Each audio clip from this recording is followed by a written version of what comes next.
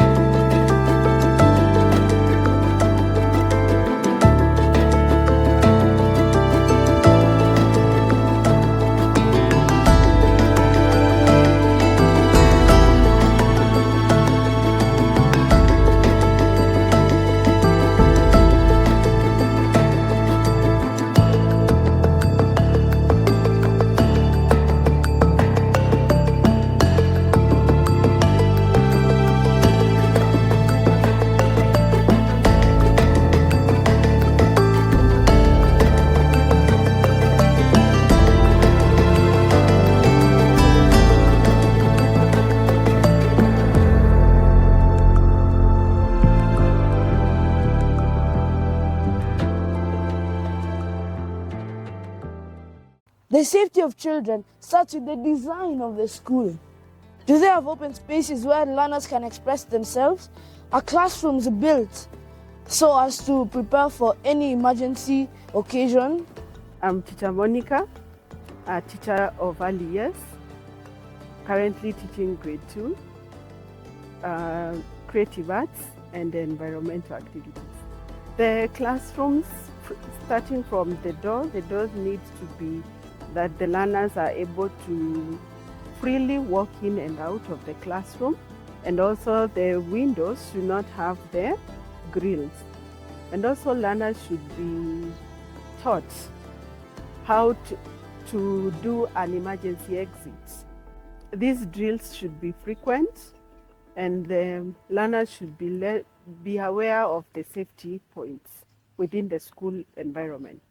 I know of some schools that do the drills even at night, and I think it's a good idea even for other schools to embrace. My name is Hakeem Areri. I'm a teacher of English and literature and an advocate for learners' safety. It is very important that learners feel safe in school.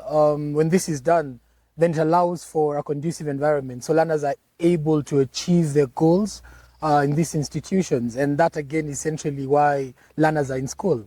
And so having this safe environment allows a space for them to speak freely, study freely, and at the end of the day, achieve what they set out to do. The sound of children playing, laughing, celebrating, that's what the playground is all about. One of the most joyous places in school is a school playground. Let's be honest, a lot of students come to school to play, have fun. We are social beings. However, it is such settings such as a playground that I think are most dangerous when it comes to learners' safety. Say, for example, if a school does not prioritize the proper gear when it comes to, say, soccer, or think about students who'd be playing football at a basketball pitch. That poses a great risk. This could also be students playing football around classes. I think these are areas that, if not well thought about, if not well taken care of, pose a great risk to the learners in institutions. Swimming is one of the funnest activities that we learners look forward to on a day-to-day basis. We should make these environments as safe as possible so as to ensure maximum fun.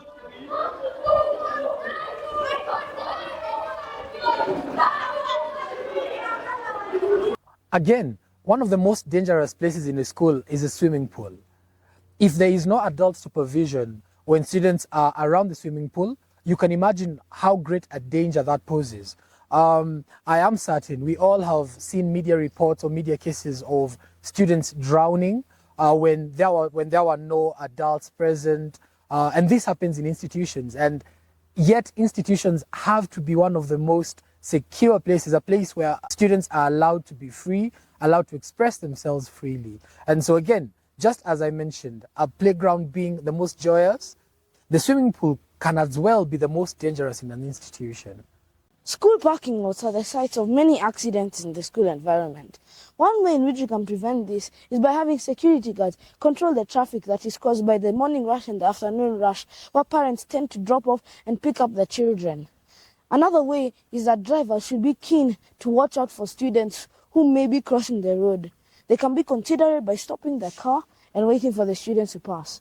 But also, on the students' part, they should look left and right, for example, and cross the road as swiftly as possible, though not running.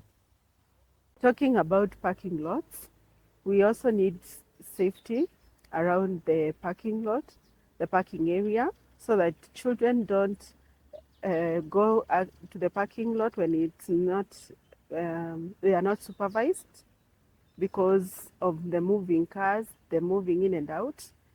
It needs to be manned in the morning when they're coming in, and also during the home time when they're going home.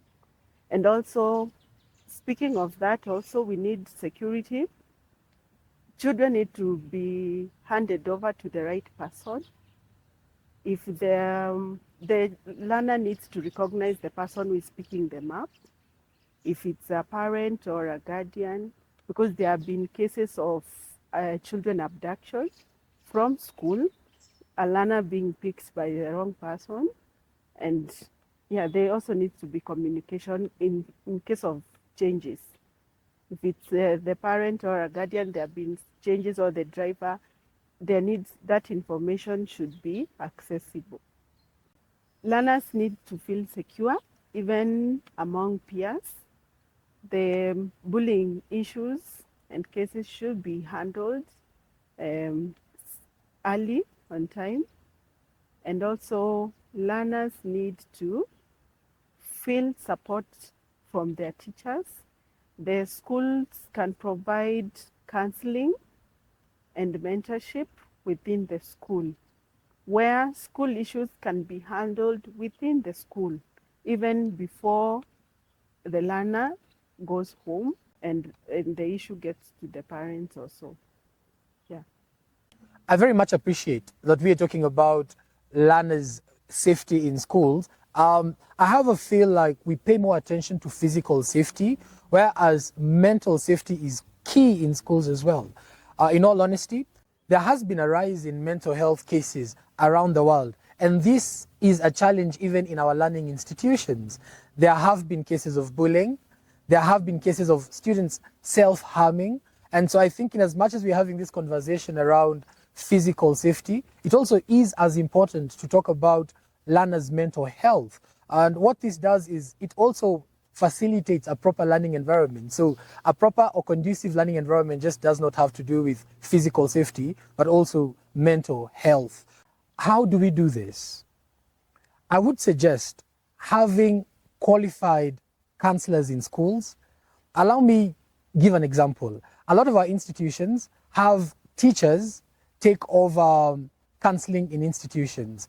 But we, however, know this does not really help as much. Whereas the intention is pure, it does not help alleviate all problems our students will be facing while in institutions. My suggestion would be, let's get qualified counselors in our institutions. Let's have a guidance and counseling office run by a qualified counselor. What this will do is it will not only help create a better learning environment, but will also put an end to the many cases of students being suicidal or intending to self-harm at some point in their learning journey. As you've seen, there's so much to be done in ensuring that learners feel safe in our institutions, and even in the face of past tragedies and those to come, we still have so much to do as regards learners' safety. But always remember, it's not just about physical safety, but mental health as well. And also the language we use with them. Let it be a language that